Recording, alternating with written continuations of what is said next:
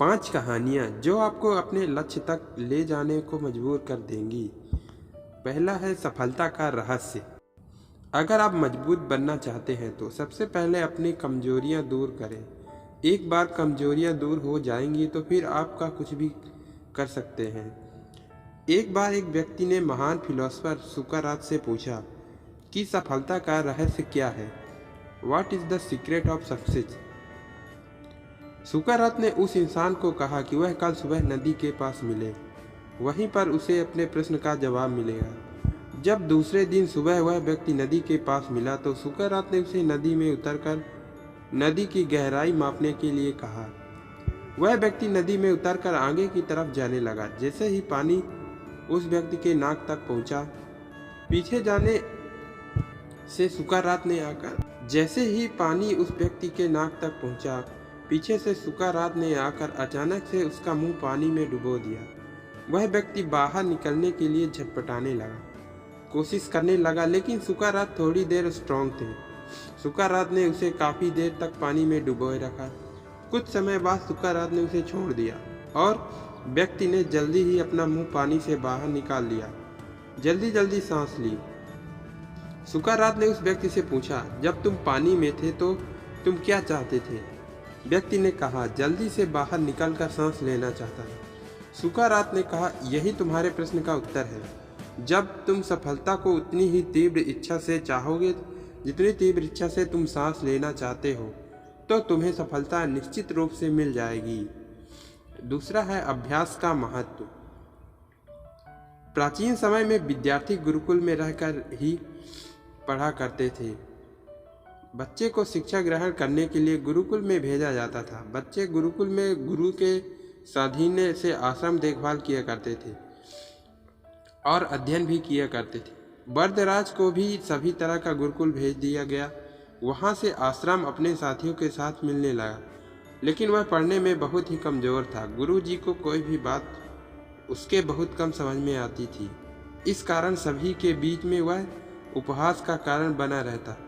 उसके सारे साथी अगली कक्षा में चले गए, लेकिन वो आगे नहीं बढ़ पाया। गुरु जी ने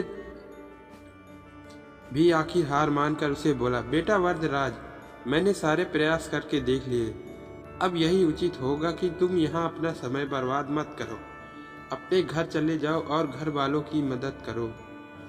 वरदराज ने भी सोचा कि शायद विद्या मेरी किस्मत में नहीं है, और भारी मन से गुरुकुल से घर के लिए निकल गया। दोपहर का समय था। रास्ते में उसे प्यास लगने लगी। इधर उधर देखने पर उसने पाया कि थोड़ी देर पर ही कुछ महिलाएं कुएं से पानी भर रही थीं।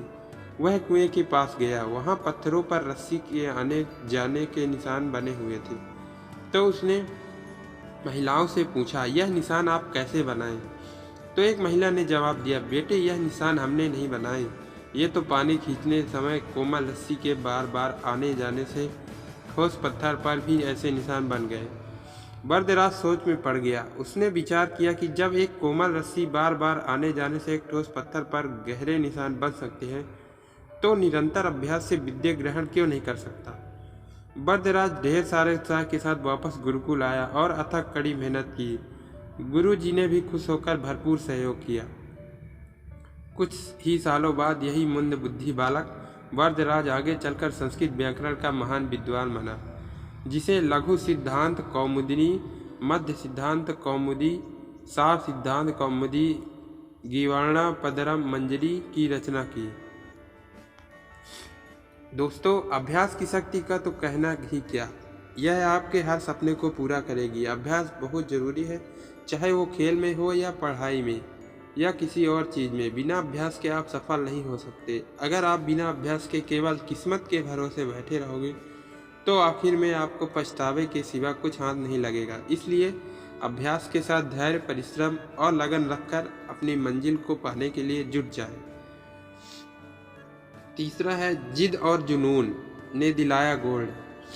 हम बात कर रहे हैं अभिनव बिंद्रा की, जिन्होंने ओलंपिक में भारत गोल्ड मेडल मिलने से हर भारतवासी खुशी से झूम उठता है। बिंद्रा की जिद और जुनून ने उन्हें इस मुकाम पर पहुंचाया है। बेबाक में हुए वर्ल्ड शूटिंग चैंपियन में बिंद्रा की टीममेट रही इंटरनेशनल शूटर श्वेता चौधरी ने कहा कि बिंद्रा ने कहा वह कर दिखाया। श्वेता मामूली अंतर ओलंपिक टीम में जगह बनाने में नाकाम रही। श्वेता ने बताया कि बिंद्रा ओलंपिक गोल्ड के लिए पिछले 4 साल से अनवरत मेहनत कर रहे थे। बिंद्रा ने कहा वह कर दिखाया। बदली दुनिया में श्वेता बनती है कि एशियन ओलंपिक के साथ अभिनव के व्यवहार में चेंज आया। एशियन ओलंपिक पदक हासिल न करने के बाद ही उन्होंने निश्चय कर लिया कि वह अगला मौका नहीं गंवाएंगे। एक स्मरण सुनते हुए श्वेता ने कहा कि बैंकॉक में वर्ल्ड चैंपियन के दौरान जब भारतीय टीम ने अन्य शूटर को शाम को शहर घूमने आए थे, बिंद्रा जिम में एक्सरसाइज कर रहे थे। शायद अभिनव को एशियन ओलंपिक के पदक नहीं जीतने का सदमा ऐसा लगा कि उनके व्यवहार में काफ़ी परिवर्तन आ गया। उसके बाद से वह रिजर्व रहने लगे। इसके पहले वह साथियों के बीच आकर हंसी मजाक करते थे। बाद में लगातार विदेशों में जाकर प्रैक्टिस करते रहे। श्वेता ने बताया कि बिंद्रा ने ही स्वयं अपने लिए ही प्राइवेट कोच, पदकलॉजिस्ट व फिजियो नियुक्त किया। इसके बावजूद छोटी प्रतियोगिताओं में उनके मेडल न जीतने पर कई बार उनकी आलोचना भी हुई, परंतु उनको जानने वाले जानते हैं कि अभिनव में क्षमता है जो वक्त आने पर बड़ी प्रतियोगिता में अवश्य दिखेगा। उनका टारगेट ओलंपिक ही था। चौथा है भारत रत्न प्राप्त डॉक्टर एपीजे अब्दुल कलाम के बारे। डॉक्टर एपीजे अब्दुल कलाम का जन्म 15 अक्टूबर 1931 के तमिलनाडु के एक गांव धनुषकोटी में हुआ था। इनके पिता मछुआरों को किराए पर नाव देते थे। कलाम ने अपनी पढ़ाई के लिए धन की पूर्ति के लिए अखबार बेचे थे। कई कार्य भी किया। डॉक्टर ने जीवन में अपनी चुनौतियों का सामना किया। उनका जीवन संघर्षशील रहने वाले एक ऐसे व्यक्ति की कहानी है जिससे कभी हार नहीं मानी तथा देश हित में अपना सर्वस्व न्यौछावर करते हुए सदा उत्कृष्टता के पद पर चलते रहे। 71 वर्ष की आयु में भी वे अथक परिश्रम करते हुए भारत को सुपर पावर बनाने की ओर प्रयासरत थे। भारत रत्न डॉक्टर एपीजे अब्दुल कलाम भारत के 11वें राष्ट्रपति बने थे। वे भारत रत्न से सम्मानित होने वाले तीसरे राष्ट्रपति हैं। भारत को मिसाइल कार्यरत जनक डॉक्टर अब्दुल कलाम ने देश को अग्नि व पृथ्वी मिसाइलें देकर चीन एवं पाकिस्तान को इनकी रेंज में लाकर दुनिया को चौंका दिया था। एक बार एयरफोर्स पर पायलट साक्षात्कार में 9वें नंबर पर आने के कारण उन्हें निराश होना पड़ा था। वे ऋषिकेश बाबा शिवानंद के पास चले गए एवं अपनी व्यथा उन्हें सुनाई। बाबा ने कहा, accept your destiny and go ahead with your life. You are not designed to become an air force pilot.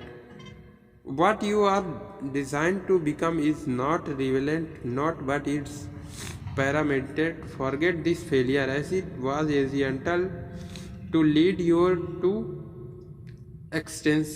Become one with yourself, my son. Surrender yourself the to be of God. बाबा शिवानंद कहने का अर्थ यह था कि असफलता से निराश होने की आवश्यकता नहीं है। यह असफलता आपकी दूसरी सफलताओं के द्वार खोल सकती है। तुम्हें जीवन में कहाँ पहुँचना है इसका पता नहीं। आप कर्म करो, ईश्वर पर विश्वास करो। डॉक्टर कलाम का जीवन उस नवयुवक के लिए आदर्श प्रेरणा स्रोत है जो आपके जीवन में एक सफलता मिलने पर ही निराश हो जाते हैं। डॉक्टर कलाम ने अपने सारे जीवन में निस्वार्थ सेवा कार्य किया है। उनका राष्ट्र प्रेम और देशभक्ति का जज्बा हर भारतीय के लिए एक प्रेरणा का पुंज है और हमेशा रहेगा। पांचवा है महान गणितज्ञ रामानुज, धुन के पक्के। रामानुजन का जन्म एक गरीब परिवार में 22 दिसंबर 1887 को तमिलनाडु के एक ईरोड कस्बे में हुआ था। उनके पिता एक साड़ी की दुकान में क्लर्क का काम करते थे। रामानुज के जीवन में उनकी मां का बहुत बड़ा प्रभाव था। जब वे 11 वर्ष के थे तो उन्होंने एस.एल. लोनी द्वारा लिखित गणित की किताब मास्टरी कर ली थी। गणित का ज्ञान तो जैसे उन्हें ईश्वर की यहाँ ही मिला था। 14 वर्ष की उम्र में उन्होंने मेरिट सर्टिफिकेट एवं कई अवार्ड मिले। वर्ष 1904 में जब उन्होंने टाउन हाई स्कूल में स्नातक पास की तो उन्हें रंगनाथा राव पुरस्कार प्रधानाध्यापक कृष्ण स्वामी अय्यर द्वारा प्रदान किया गया। वर्ष 1909 में उनकी शादी हुई और 1910 में उनका एक ऑपरेशन हुआ। घर वालों के पास ऑपरेशन हेतु राशि नहीं थी। एक डॉक्टर ने उनका मुफ्त में ऑपरेशन किया। इस ऑपरेशन के बाद रामानुज की नौकरी की तलाश में जुट गए। वे मद्रास की जगह जगह नौकरी के लिए घूमे। इसके लिए उन्होंने ट्यूशन भी किए, बीमार भी पड़ गए। इसी बीच वे गणित में अपना कार्य कर रहे थे। ठीक होने के बाद उनका संपर्क नेल्लौर के जिला कलेक्टर रामचंद्र राव से हुआ। वह रामानुज ने गणित में कार्य से बेहद प्रभावित हुए। उन्होंने रामानुज की आर्थिक मदद भी की। वर्ष 1912 में उन्होंने मद्रास के चीफ अकाउंटेंट को ऑफिस में क्लर्क की नौकरी भी मिल गई। वे ऑफिस में कार्यरत जल्दी पूरा करने के बाद गणित का रिसर्च करते रहे। इसके बाद वे इंग्लैंड चले गए। वहाँ से उन्होंने कार्य खूब प्रशंसा मिली। उनके गणित के अनूठे ज्ञान को खूब सराहना मिली। वर्ष 1918 में उन्होंने ट्रिनी कॉलेज कैम्ब्रिज के fellow of the Trinity college Cambridge चुना गया। वह पहले भारतीय थे जिन्हें इस सम्मान से के लिए चुना गया। बहुत मेहनती एवं धुन के पक्के थे। कोई भी विषम परिस्थिति, आर्थिक कठिनाइयाँ, बीमारी एवं अन्य परेशानियाँ उन्हें अपनी धुन से नहीं डिगा सकी। वे अनंत सफल रहे। आज ये विश्व के महान गणितज्ञ में शुमार किया जाता है। 32 वर्ष की उम्र में उन्होंने प्रतिभाशाली व्यक्ति का देहावसान हो गया। दुनिया एक महान गणितज्ञ को खो दिया। तो दोस्तों, इस वीडियो में फ़िलहाल इतना ही। ये कहानी आपको कैसी लगी वीडियो कमेंट में ज़रूर बताइएगा। जय हिंद, जय भारत।